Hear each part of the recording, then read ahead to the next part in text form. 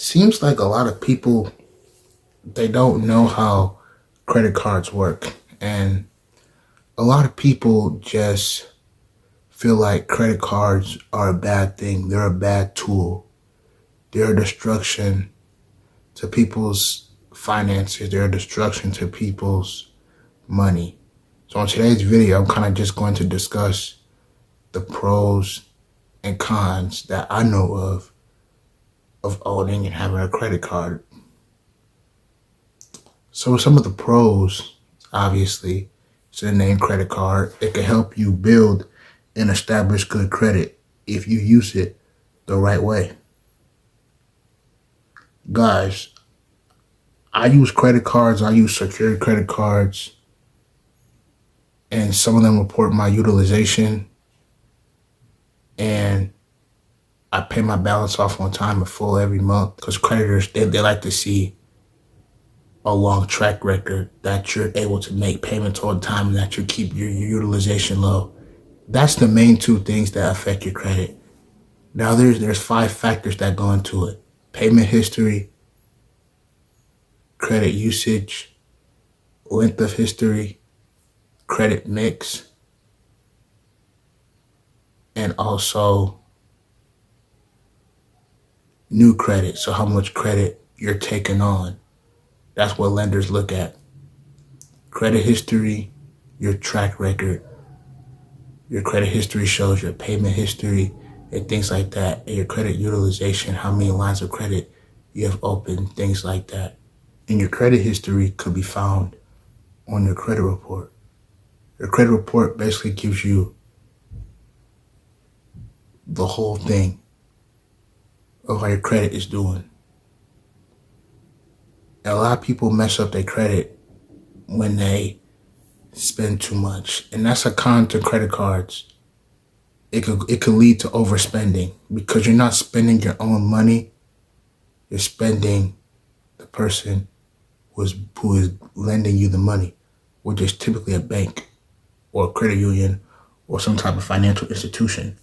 And that's how people get into credit card debt. But honestly, I looked up a statistic.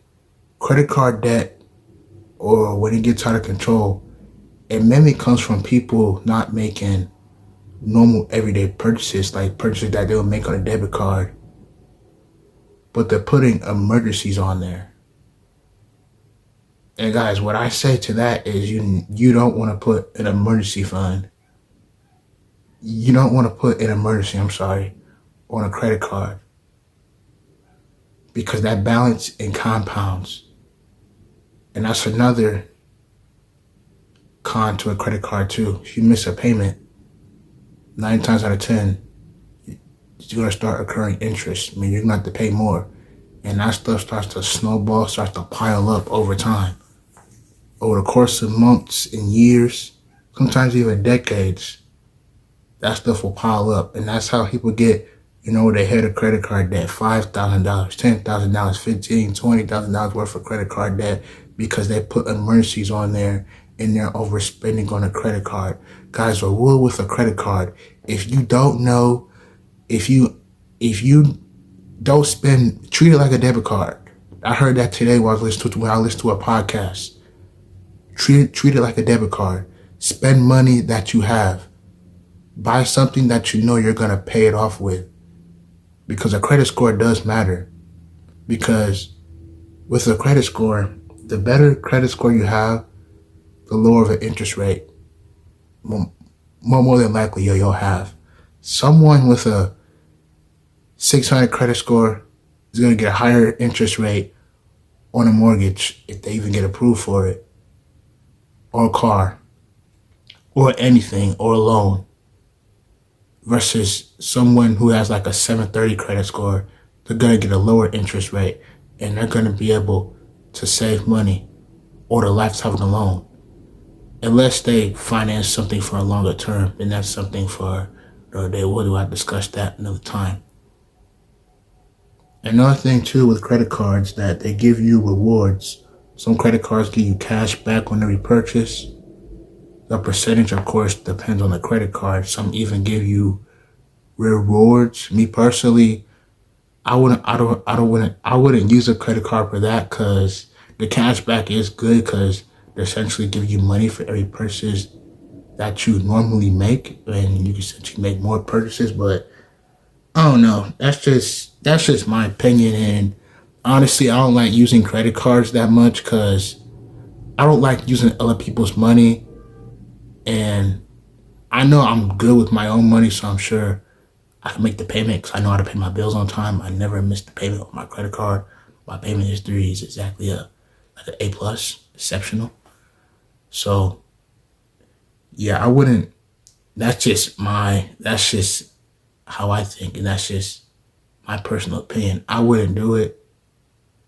Like all my credit cards are secured, and it's what works. And it's what works for me. It's a thing that helps me continue to build credit, continue to build payment history. That's what helps me. That's what's good for me. So at the end of the day, you do gotta do what's best for you on the credit cards. But guys, don't be getting into massive credit card debt.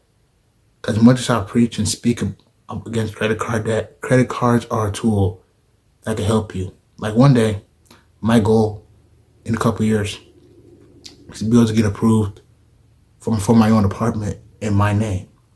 And then later down the line, get approved for a mortgage so I can get a condo or a house in the future.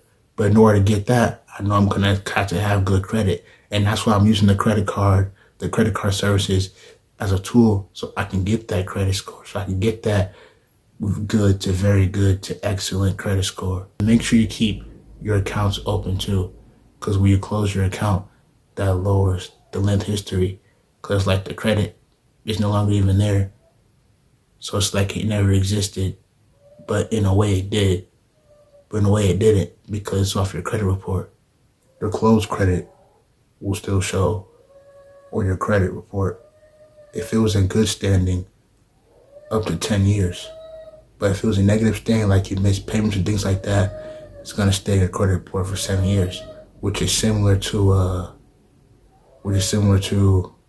you getting your car repossessed. That stays in your credit report for 7 years. Another thing too, for your credit, don't take out nothing that you know you can't pay back. Don't take out an expensive car loan. Don't take out an expensive mortgage. Because people say, oh, I need to buy a house, buy a house, buy a house, buy a house. Only buy a house if you know that you can afford it. Because you're supposed to keep your housing costs somewhere between 25 and 30% of your monthly gross income. And a lot of people are living house poor lives, meaning more than 50% of their income is going towards housing. Same thing for apartments too. Guys, if you're taking out loans that you can't pay back, that's going to lower your credit score too. And guys, credit scores you don't need to stress about them. Like, I'm not stressed about mine. I never stressed about mine because I learned how credit worked before I got myself into credit cards and things of that nature and into loans and things of that nature. Don't take out any bad credit. Now, of course, people can do what they want to do, but I wouldn't take out any bad credit for consumers, for consumerism. If you're going to spend money on a credit card, make sure you pay it off in full. That's my only thing for it. But I wouldn't take out a car loan because it goes down in value. It depreciates. Like by the time you pay it off, you realize that it's worth nothing. Like, because people finance it for a super long term and they have these super high monthly payments. And with a car, monthly payments, that's just the first step. That's just the first cost. You got maintenance. Those things are not cheap. Maintenance costs are rising. Insurance costs are rising. You got gas. And gas prices have been through the roof. So yeah, guys, if you're going to take out loans, just make sure you can pay it back and make sure you be responsible with it. Because your credit score is very important. But don't stress about it though. Because it doesn't determine how much money you're able to invest, how much money you're able to put up.